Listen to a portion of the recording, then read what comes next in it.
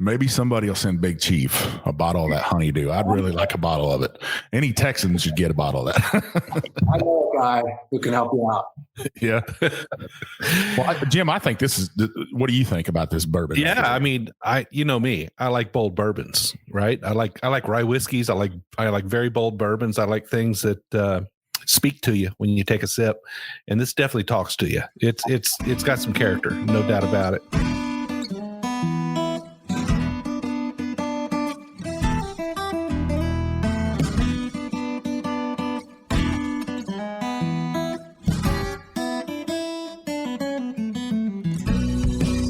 Welcome to another trip down the Bourbon Road with your hosts, Jim and Mike. So grab a glass of your favorite bourbon and kick back. We would like to thank Tommy and Gwen Mitchell from Logheads Home Center for supporting this episode of the Bourbon Road. Find out more about their fine rustic furniture at logheadshomecenter.com.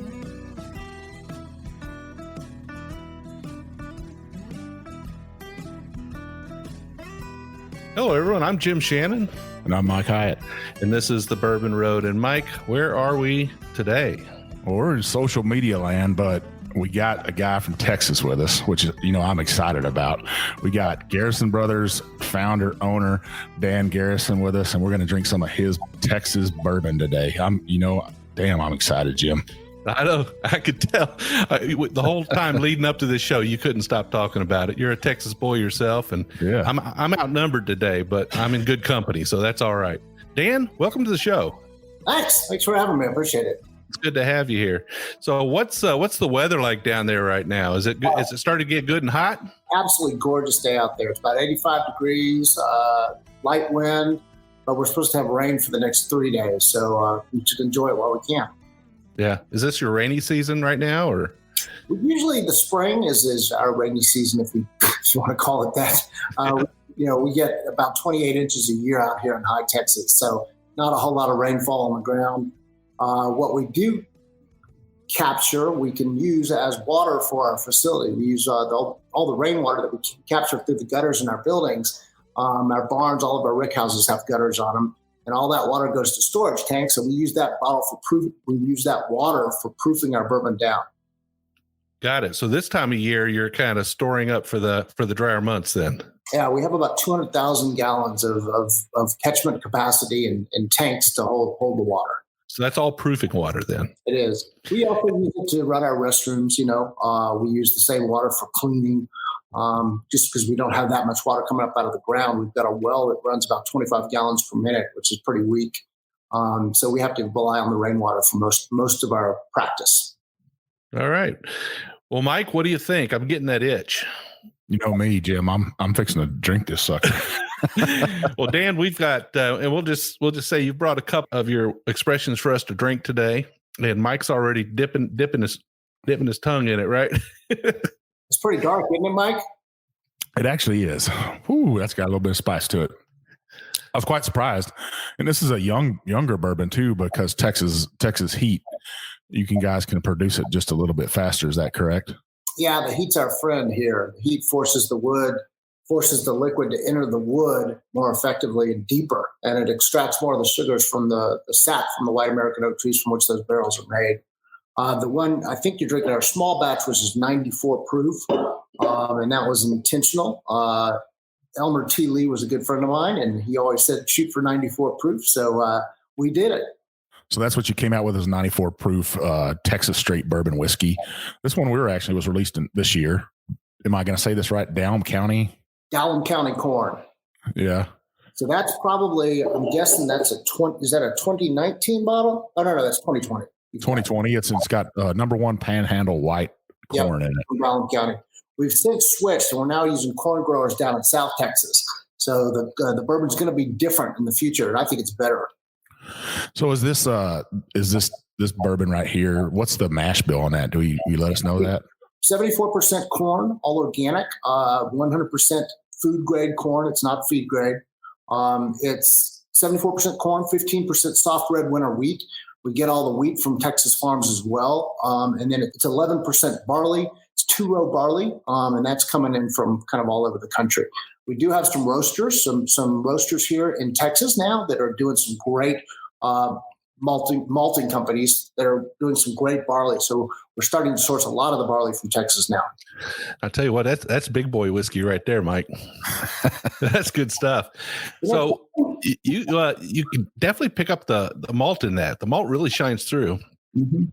It's a richer, heavier, oilier bourbon than anything I've ever tasted from Kentucky. Mm-hmm. It's definitely got some legs on it in a glass. Jim, what are you getting in that? I'm getting a lot of toasted marshmallows for some reason.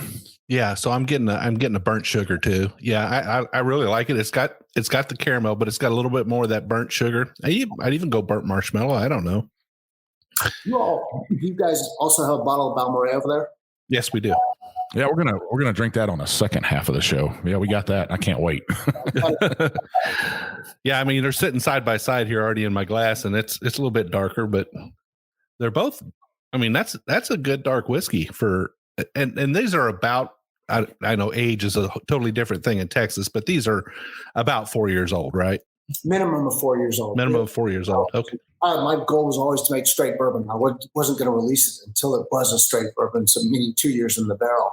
And then some young enterprising man up near the Waco area decided he was going to get in the whiskey business about the same time I did, but he was going to release a 4-week-old. And I said, like hell you are. I've been doing this for 2 years. There's no way I'm going to let you beat me to market. So we did release our first bourbon, was just a 1-year-old, just to beat him to market. So you're the first. We were the first in Texas for sure. There's some debate as to whether it was us or the guys up in New York State. I'm trying to remember the name of that distillery up there. Super nice guy. I'll think of it here in a minute, but there's a distillery up in New York that started about the same time we did. So we'd probably have to say the first bourbon whiskey outside of, in Southern, because St. Louis and Missouri and Indiana makes a lot of bourbon. Sure. They've been making it for a long time. Mm-hmm. So our listeners probably beat us up on that. They'd be like, what about MGP? I think MGP got off the ground about the exact same time I did. Because they weren't that. I think MGP's distillery was one of the old Seagram's plants that was Seagram's, and it was LDI and MGP, and that's it. Yeah. So Dan, what made you start a distillery? This adventure began for me way back in 1989. I graduated from the University of Texas with a communications degree. Hook 'em horns. And you might be a redneck if you move to New York City and take your shotguns and your rifles with you, and you're walking down 3rd Avenue with all your guns and your 2 suitcases in your hands. I didn't know that it was illegal to have a gun in New York City, so I took them with me anyway. Nobody's going to take me from my guns, right? So I moved in there. I got a job with Gray Advertising on 3rd Avenue. Then I moved to Saatchi & Saatchi Advertising. I was there for about 4.5 years when I met my wife, Nancy. She was a Texan as well. She also went to the University of Texas, Hook 'em. And she calls me up out of the blue and says, hey, I'm in New York a lot. I'm a buyer for a department store. Would you like to go grab a drink sometime? And I'm thinking to myself, okay, first of all, she's from Texas, so she's probably smoking hot. Second of all, she's got the guts to call me up and ask me out on a blind date, sight unseen. And third of all, this is the perfect relationship for a 24-year-old. She flies in, we go out on a date, she flies out, there's no commitment required, right? So we started dating immediately. As soon as I met her, I fell badly in love with her and moved back to Texas about 6 months later. Got a job with GSD&M Advertising in Austin, managing the Coors Light Texas account. So I was in packaged goods there. That's where I learned advertising, marketing, and promotion and public relations. And then 1995, I moved to the internet economy, if you will. Everybody in Austin, Texas was jumping on the .com train at that point in time, and worked for a technology company called Extra Prize for about 5 or 6 years. And then in 2001, I became a very rich man. Extra Prize was sold to a company out of California called Commerce One, and Extra Prize was sold for $178 million. So I did pretty well on that deal, except that Enron collapsed in January of that year. And Enron was our largest client. So we went belly up, and all those stock options and all that value that I thought that I was going to be able to take to the bank with me just completely disappeared. So I was flat broke at the age of 40, and I decided to do what any responsible father of 2 would do in that situation. I went to Kentucky to go get drunk for a week on the Kentucky Bourbon Trail. And I came back with a big idea. Good idea, right? Turned out that way anyhow. I got the best job in the world. I get to drink good bourbon with new friends every single damn day. That's awesome. Not many people get to say that. But, it couldn't have been easy because, you were a pioneer in all this. There wasn't anybody that did the Texas, make some whiskey in Texas deal, and you had to figure it all out. My wife refers to me frequently as a bull in a china shop. I don't think that I can't do something. I think that I can do it until somebody shows me different. So there were lots of starts. There was lots of stops at the beginning. We almost went bankrupt 4 times in the early years, waiting for the bourbon to mature, ordering barrels ceaselessly, more barrels coming in, building new rick houses. And I didn't realize at the time that there's a lot easier way to get to market. You could just buy sourced liquid from MGP or another distillery like that, bottle that up, put a fancy Texas label on it, and send it out the door. But I wasn't going to do that. If I was going to make a bourbon, I was going to make the best damn bourbon I could possibly make. And we think we've done that today. And a lot of the writers, a lot of the critics out there are coming around and recognizing this ain't such bad juice. So a lot of people say that Texas bourbon tastes dusty. And I'm tell you what, I'm a weeded guy. I'm the professed weeded king of Kentucky. Mm-hmm. I love weeded bourbon. So this is a weeded bourbon, right? For sure. We've got a high rye coming out this summer, but it's literally going to be a couple of 100 bottles. We decided after letting that high rye age for about 5 years, we didn't like it nearly as much as we like our weeded bourbon. So we're not going to be in the rye business. This is pretty spicy though. It gets a lot of spice out of that barrel. Yeah, it does. And I said early on, this is a big boy bourbon because when I took that first sip, I was like, wow, that's a bold bourbon for 94. It really is. Yeah, and part of it is single distillation. We run a pot still. We have 100-gallon still called the Copper Galleril, and that's the one I bought from Vendome Brass and Copper Works. She used to be the experimental still that Elmer and Harlan used at Buffalo Trace. And then we have 2 500-gallon stills called Fat Man and Little Boy. They got their names because they're awesome displays of American might. And then we just got a 2,000-gallon pot still in that we call the Big Johnson, and that one runs all night long for us. So we've got 4 stills in operation at any given time. So with this being a weeded bourbon, Jim, you were right. It does have some spice in it. What size of barrels are you using to barrel this in? We started with 10-gallon barrels back in 2004, and then we switched to 15-gallon barrels in 2008.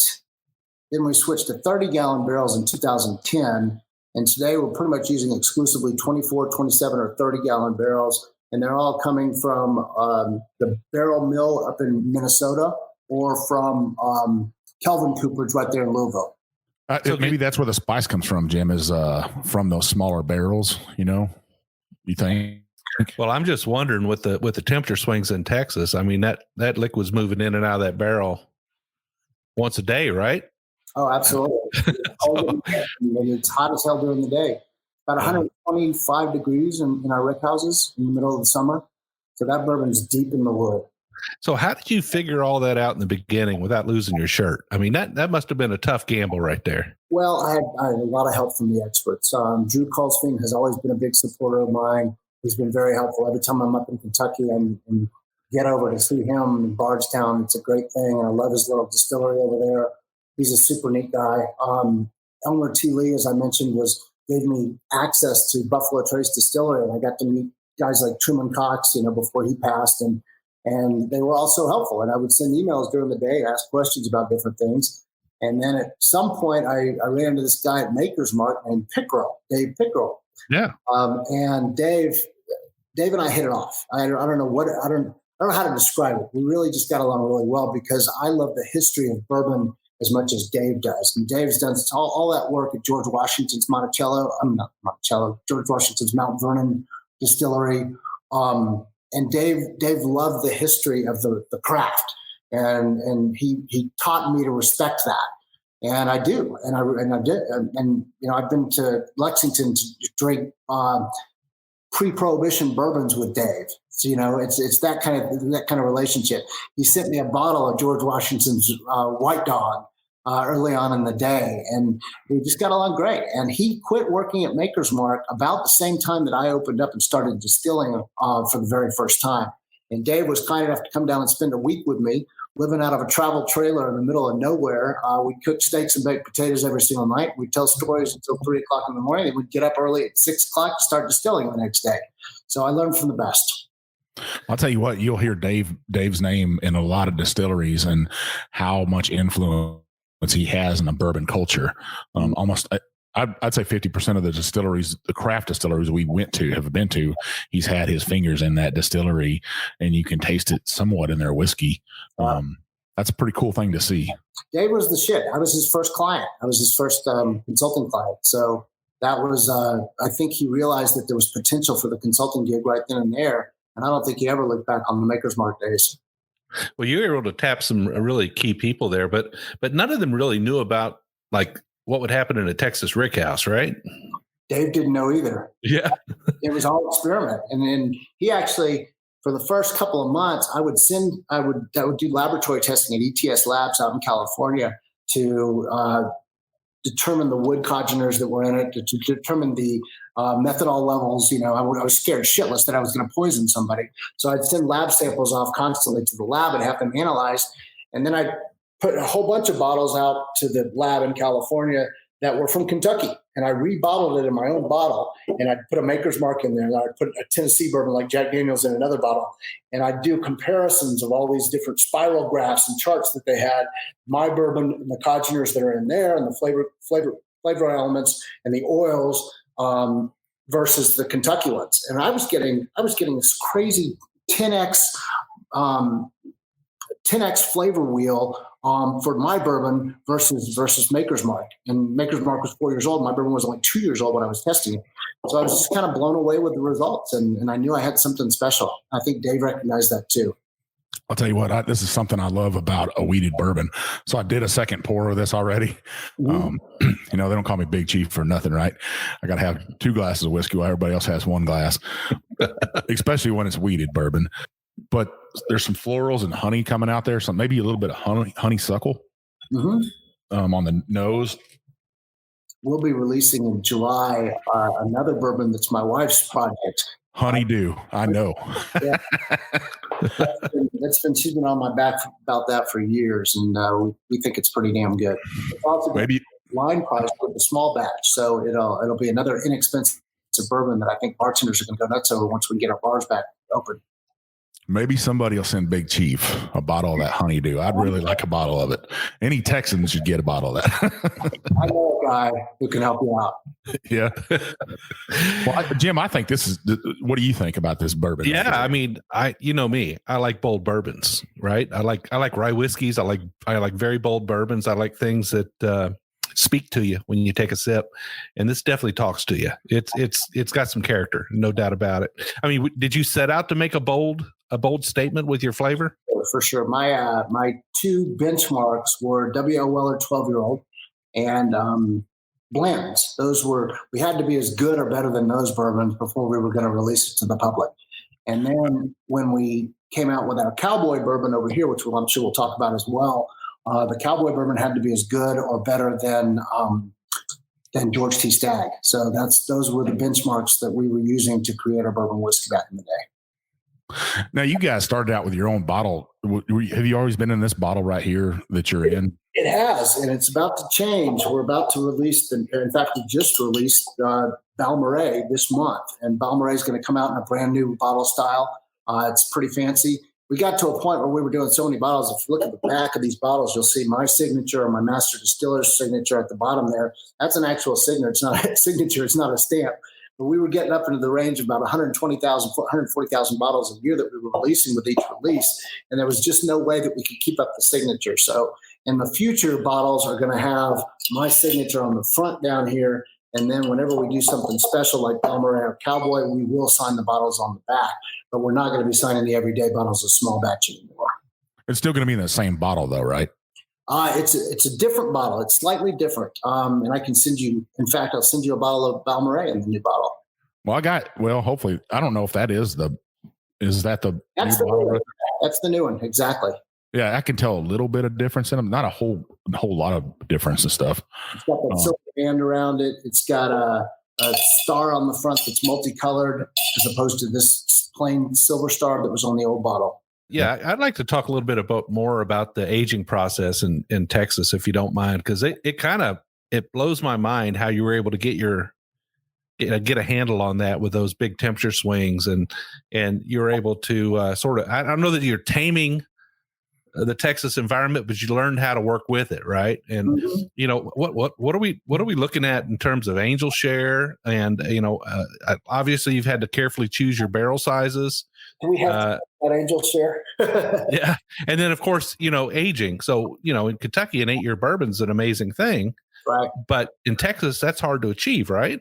It's impossible. Yeah, we're about to release our first 8-year-old bourbon, and that is the Laguna Madre, which will come out in August of this year. I think it's August of this year. Laguna Madre is aged for 4 years in a new white American oak barrel, and then we transfer the liquid to a Limousin oak cask from France. And the Limousin oak is a very tight fiber wood, so we don't have nearly the angel share losses that we do from the white American oak barrels. White American oak will lose about 13 to 15% of the contents of every barrel every single year. So if you're talking about a 5-year-old bourbon, you're only going to have 40% of the liquid in that barrel 5 years later. So it's brutal. It's expensive, and that's why Garrison Brothers is so expensive. People ask me, are you using some sort of spectacular grain? And yes, we're using the best grain money can buy, but the reality is that we're losing so much to the angels that we have to charge more for the bourbon. So your rick houses, their traditional rick houses, are not climate controlled? They are not climate controlled. Couldn't afford that. The electricity to do that, the steam to do that, and some of the Buffalo Trace distilleries just blows my mind. They're not climate controlled. They're just pole barns. We've got 3 5,000 square foot pole barns. We've got 1 2,000 square foot pole barn. We have a 12,000 square foot turkey barn, and it literally was a turkey barn, and released it from one of my neighbors. He used to raise turkeys in there. We had to put new siding on all the sides of the walls because the turkeys were allowed to roam free during the day and then come back into the barn at night. And so that barn is just fantastic, and it's full. It's completely full of barrels, and walking into it, you're looking at a football field and a half down there, and it's nothing but barrels. And it's an awe-inspiring thing to see. Yeah, and it's a shorter barn, really, isn't it? It's it's only like 8 foot tall. I think it's 16 foot at the 16 foot. Okay, so that's a newer style turkey barn. I had a high school buddy that he grew up on a turkey farm, and they had about 20 turkey farms. And I remember just going over there. It stunk pretty bad. Yeah, it was nasty stuff. This place is real clean, though. We rebuilt it from the ground up, basically. So it's a nice operation. This area of the state used to be the largest turkey production area of Texas.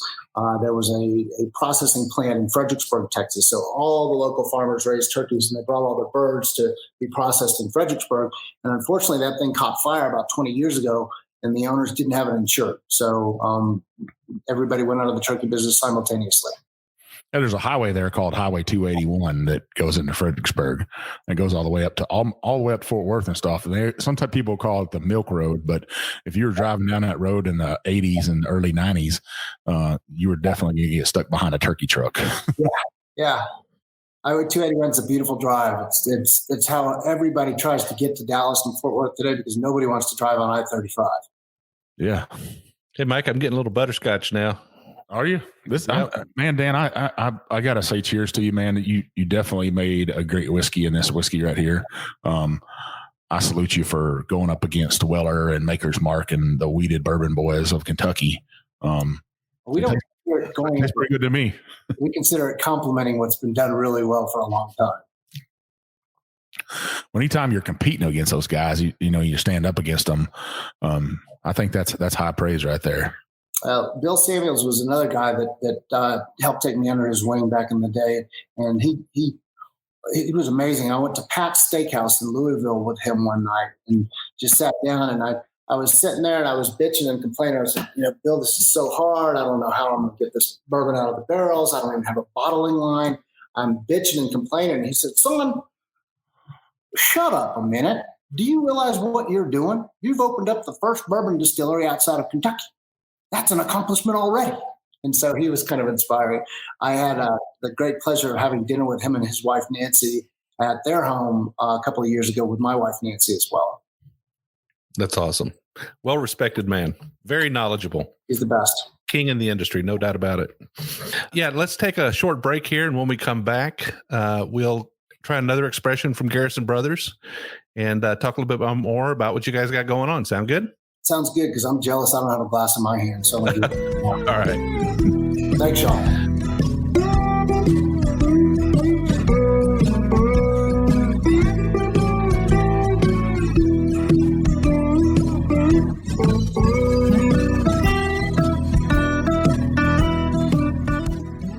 We would like to thank Tommy and Gwen Mitchell from Logheads Home Center for supporting this episode of The Bourbon Road.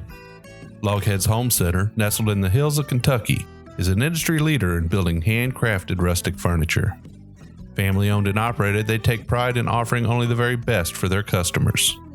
The Logheads, and that's what they like to call themselves, are skilled woodcrafters who are passionate about creating rustic furniture for people who appreciate the beauty of natural wood. Owners Tommy and Gwen don't just sell the rustic lifestyle, they live it. And you can be sure that Logheads furniture will always be handcrafted in Kentucky by artisans who embrace the simple way of life. Logheads rustic furniture is made from northern white cedar, a sustainable wood that's naturally rot and termite resistant. Its beauty and quality will add warmth to your earthy lifestyle for generations to come. Be sure to check out everything they have to offer at logheadshomecenter.com. And while you're at it, give Tommy and Gwen a shout on Facebook or Instagram at Logheads Home Center.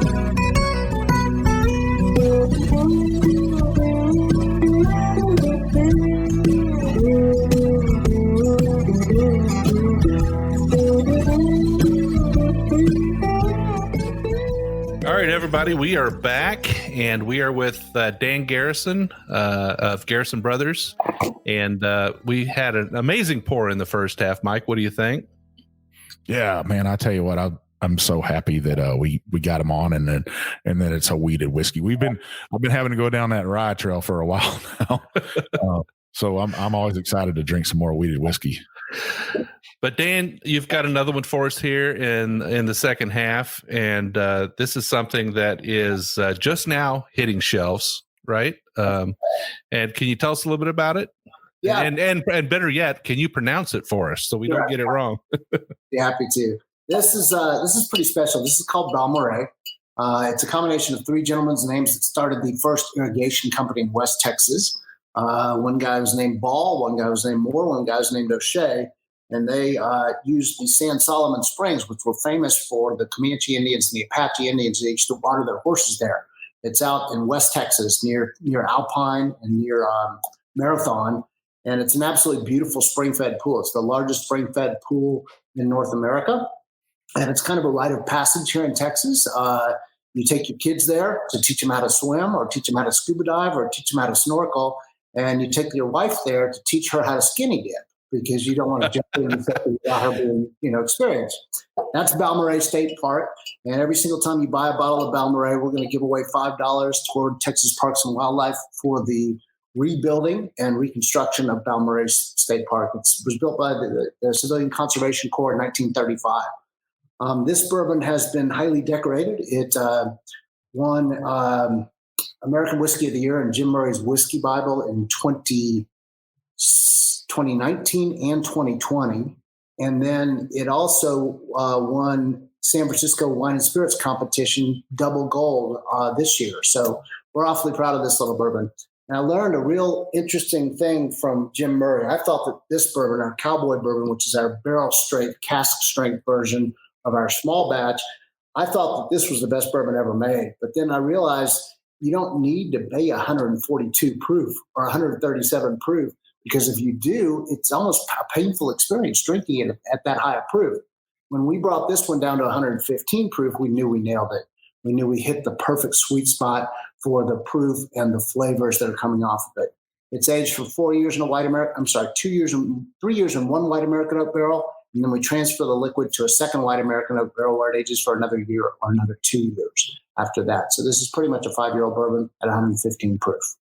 115 proof. So this is definitely a step up in proof from what we had in the first half. For sure.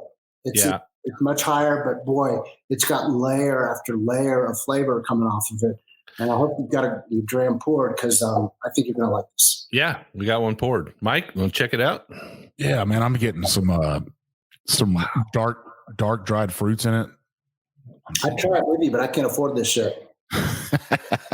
I see that bottle. You need to just crack that bottle open right there. Yeah, Mike, definitely dates, huh? I'm getting dates. Mm-hmm.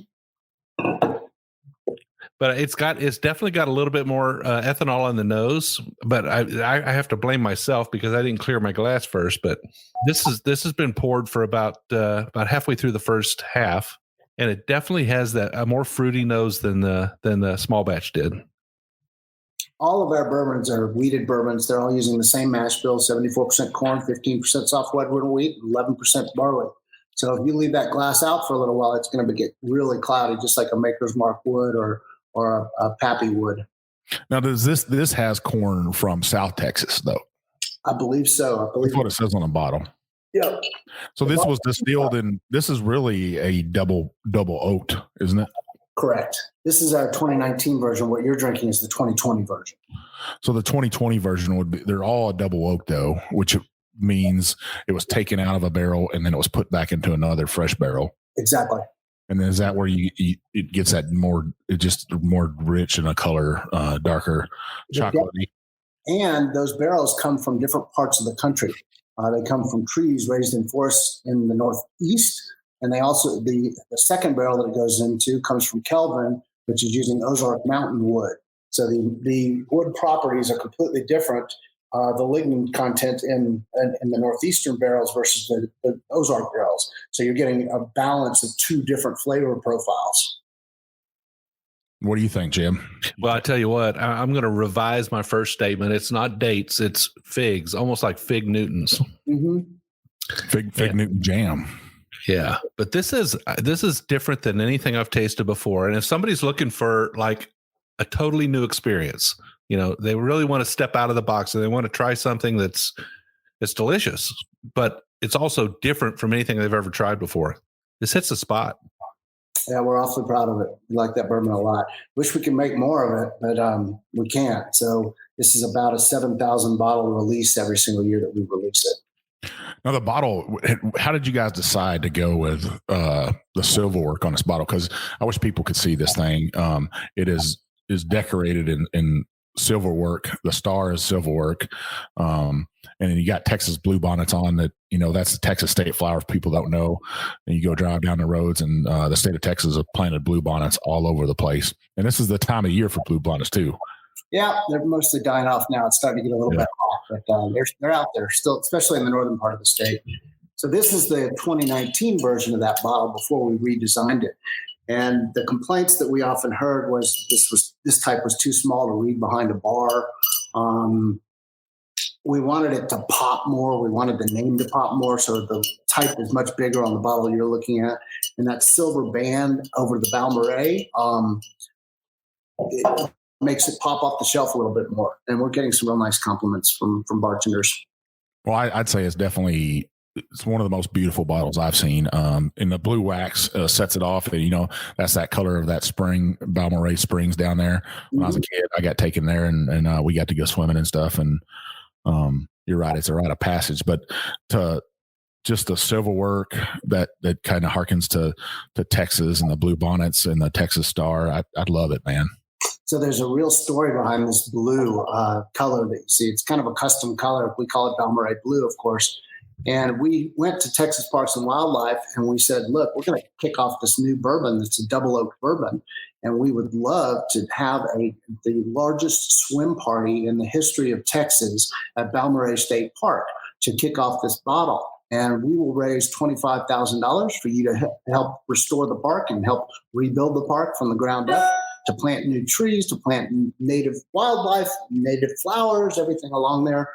And they got all excited about it. And then they took that recommendation to their board of directors. And the board of directors said, nope, sorry, no alcohol is allowed in state parks. I said, wait a minute. I'm a proud Texan here, and that park needs help. And if I'm going to be giving away a whole bunch of bourbon to raise a lot of money for that park, you need to change your rules. And sure enough, they did. The parks commissioners changed the rules so that we could have a party in the park next year. So we went out and we bought a couple of thousand Balmoral blue swim floats and swim towels, and we were going to play Jaws, and everybody's on the raft in the water watching the big movie screen at night. It was going to be one hell of a shindig. And 3 weeks before the event was planned, they drained the water out of the park, and we discovered the entire pool apron around the diving board area had completely collapsed due to erosion. Oh, wow. So our party, we would have probably spent about $250,000 putting that event on, and it would have been money down the drain. So the good Lord was looking out for me that day because we didn't spend all that money.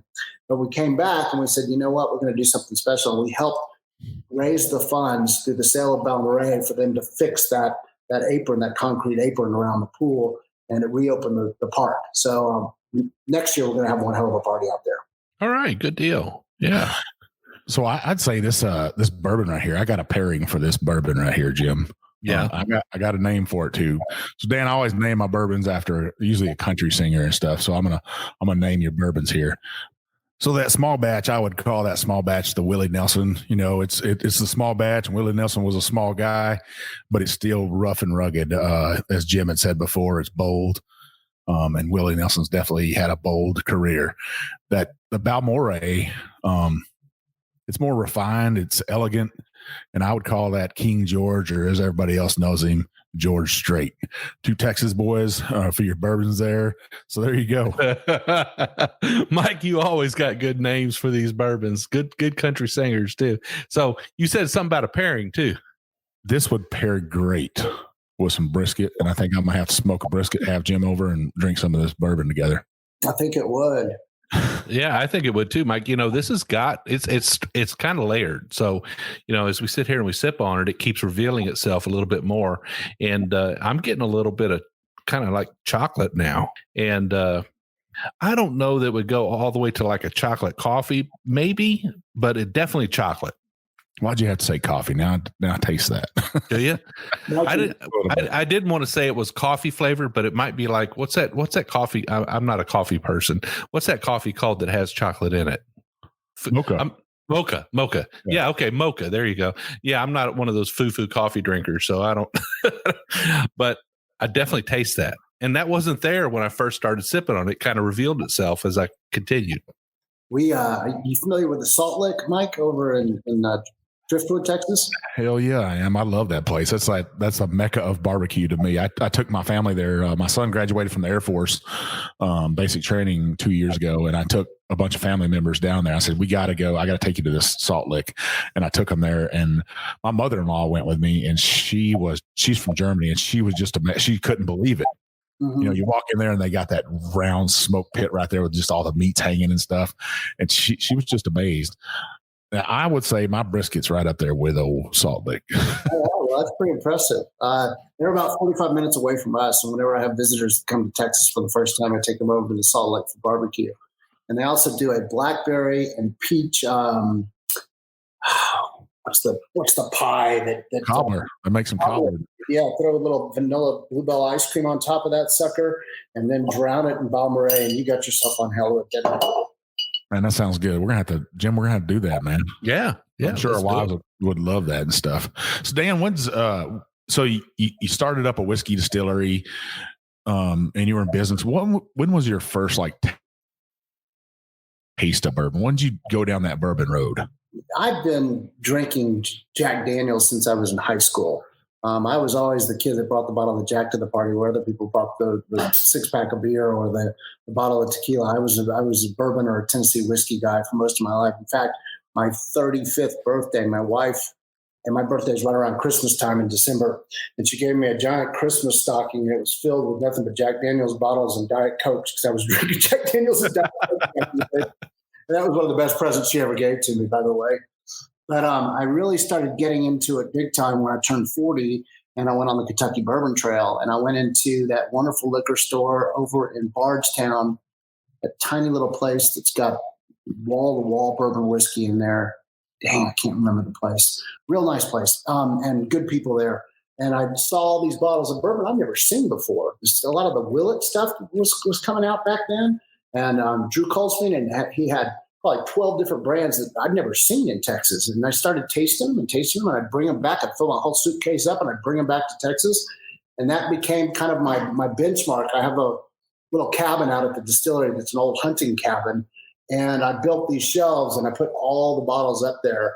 And every night I would drink a different bottle to try to figure out what it was made from. What was the mash bill in this combination?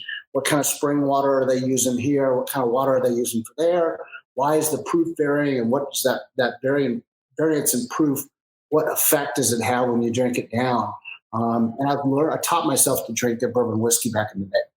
This was back in the day when you could get a bottle of Pappy Van Winkle for $60 in Bardstown. So back then, it was before bourbon took off, and it was a little bit of a gamble. You recall at the same time, Wild Turkey was sold. I think Pernod Ricard sold Wild Turkey to Campari about the same time that we got started, and that just blew my mind. Why would Pernod Ricard unload turkey, for crying out loud? It was a learning experience. This bourbon was granddaddy's drink, and nobody drank bourbon back in those days. And all of a sudden, we came out with ours, and I started opening over Pappy, and the price of Pappy just kept going up and up. And the bourbon revolution started. And we had 15% growth for about the next 10 years. And we just happened to be lucky enough to jump right on that and be there when it happened. Where are you from in Texas? What's your hometown? So I grew up in Houston. I was a redneck with a capital R. Had a big old belt buckle, had a can of Copenhagen in my back pocket. And our highlight was Friday nights. We would drive around in people's cars with a baseball bat and knock the mailboxes off of people's front doors. Have y'all ever seen the movie Dazed and Confused with Matthew McConaughey? Oh, yeah. Yeah, that was my childhood in Houston, Texas. And then my dad got smart and realized I was a troublemaker, and I was about to get, he was tired of bailing me out of jail. So he sent me off to a boarding school on the East Coast. If you've ever seen the movie, Robin Williams plays a professor at this school up there on the East Coast. I can't remember the name of it, but the school is called St. Andrews. And I was up there at boarding school. That's where my dad went to high school, and that's where my grandfather went to high school as well. And it was a very strict school. And was that Dead Poet Society? Yes, sir. Yes, sir. Oh, okay, got it. And all then, right. And after I came back to Texas, after that, I went to high school in Dallas because my dad had moved to Dallas. And then I went to went to college at the University of Texas. So I've kind of grown up all over the state of Texas. Austin is my home now, but I spend 5 days a week out here in High. So I get the best of both worlds. I get to live in crazy Austin, Texas, where everything's about keeping it weird. And then I get to come out to the hill countries for some rational, conservative political thought every once in a while. Now, Austin's a pretty cool place. And, Mike and I have been talking about getting down that way here pretty soon, but it's kind of they've got kind of a similar vibe to what Nashville, right? I mean, very similar kind of experience. We do more bachelorette parties than I bet Nashville does nowadays. Yeah. Yeah. So, yeah, Mike and I are definitely looking forward to it. We are the Bourbon Road, so we want to be on the road as much as we can. And we're all living in an alternate reality right now, of course. With the virus, and we don't like to talk about that too much on the show. But when all this is over, and we get back to life, and we hope we get back to lives as normal. Can you tell our listeners a little bit about what it's like, what the distillery experience is like there? Sure. Yeah. We've just recently formed the Texas Whiskey Association, which is about 14 whiskey makers that make their own juice. You'll see on bottles of Garrison Brothers this little sticker up in the corner that says certified Texas whiskey. That proves that we did not buy this juice from MGP or another source whiskey supplier. We actually made it ourselves. We actually have an auditor who works for the Texas Whiskey Association who visits the various distilleries to make sure that they've got silos with corn, wheat, and barley in it to make sure that they're actually fermenting their own mash. So it's proven, the Texas Whiskey Association is. There are a whole different range of different types of distilleries down here. There's the big guys. TX Whiskey out of Fort Worth is massive with a ton of money behind them. They have an enormous 24-inch copper column still, and then they've got a beautiful 750-gallon doubler there. That place is a museum. It's amazing. The architecture is fantastic. They call it the Whiskey Ranch. That's in Fort Worth, and that's huge. Then we have the smaller guys like us. We have we're on 68 acres, so it sounds like it's a big operation, but most of the distillery buildings are concentrated at the top of the hill. It's very rustic. You will feel like you are on a small family farm the whole time you're there. And that's intentional. We don't want to have industrial looking buildings. We don't want you to be able to see all the silos or the augers that auger the grain up into the cookhouse. We want all of that behind closed doors. But when you take a tour through our distillery, you start at our little gift shop area. You ride a trailer up the hill with 25 people who will become your friends throughout the rest of the day. And then we give you a tour of the cookhouse. We give you a tour of the still house. And the distillers themselves and the mash cooks are going to tell you about what they do. And they're awfully damn proud of it. And sometimes I've got to shut my guys up because they'll want to talk about how they cook mash for 30 minutes and the tour needs to keep moving through. But we're awfully proud of it. We tell stories along the way. We've got a big old steel bowl that's made out of concrete, made out of automobile salvage yard parts called Ferdinand. And he's about 16 feet tall and 10 feet wide. It's a longhorn steer, of course. It's a neat operation. Everybody feels like family when they come visit us at Garrison Brothers, and we can't wait to get them back. We miss everyone. So Dan, are you gonna make any Longhorn bourbon? No, nothing with a orange like burnt orange wax on it or nothing. So you want to hear the true story behind that? You've tried. So I am a University of Texas graduate, hook 'em horns, and I'm also a member of the Alumni Association.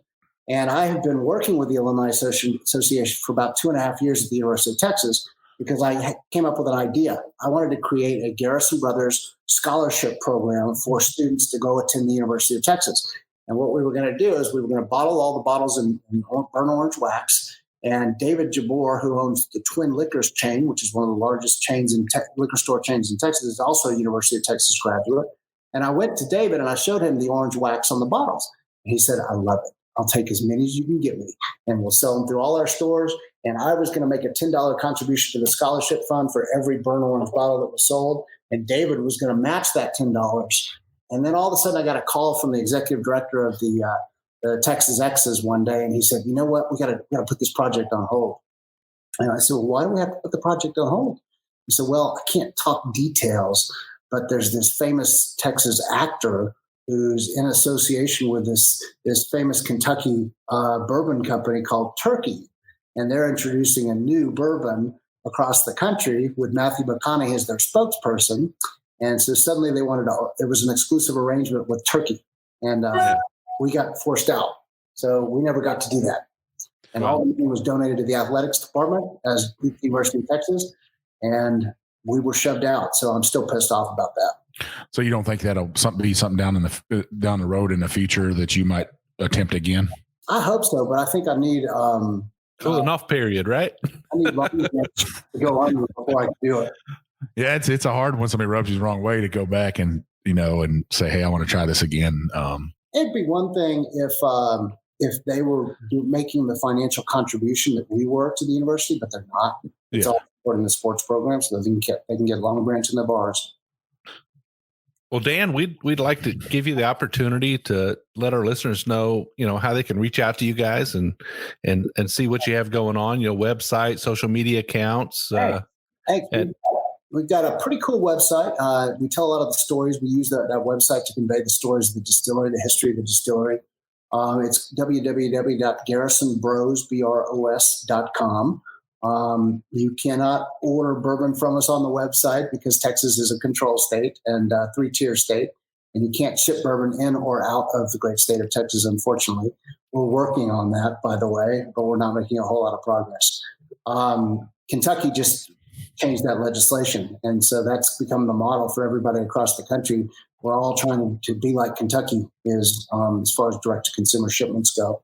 But on our website, you can make a reservation for a tour of our distillery. Our tentative reopening date after the COVID bullshit is May 29. We plan, that's our tentative date for opening up our gift shop and our tasting room again. Obviously, we want everybody to be safe, so we're going to be real cautious and real careful. There are bottles of hand sanitizer everywhere, and we even make our own hand sanitizer using the White Dog from Garrison Brothers. It's called Wash Your Damn Hands sanitizer. I like that. This is also a lot of fun because we've got restaurants all across the state are reopening at the same time that we are, and they've all requested bottles of this hand sanitizer to put on their tables in the restaurant. So it's been a great experience. We've been giving this away to frontline folks that are waging this war on the pandemic, and it's been a great pleasure. So those listeners we have who are not in Texas and not in Kentucky, what other states can they expect to find your product in? Sure. We're selling bourbon in about 30 states across America today. We stay away from the control states pretty much because it's very difficult to promote your product in a state where they don't allow you to come in and do an in-store tasting. How are you supposed to get your liquid to lips in a state like that? So we stay away from the control states. We're in California, all the way east. We're in Connecticut, New York, Florida, most of the major states across the country, and we've had a really good reception wherever we've entered. And it's been fun to watch it grow. I mean, I can now go to New York City and I can walk into Del Frisco Steakhouse right there at Times Square, but Rockefeller Center, and I can sit down and order a glass of Garrison Brothers at the bar, and I know that they're going to have it behind the bar. So it feels really good. It's a mission accomplished type situation for me. I'm the luckiest man in the world.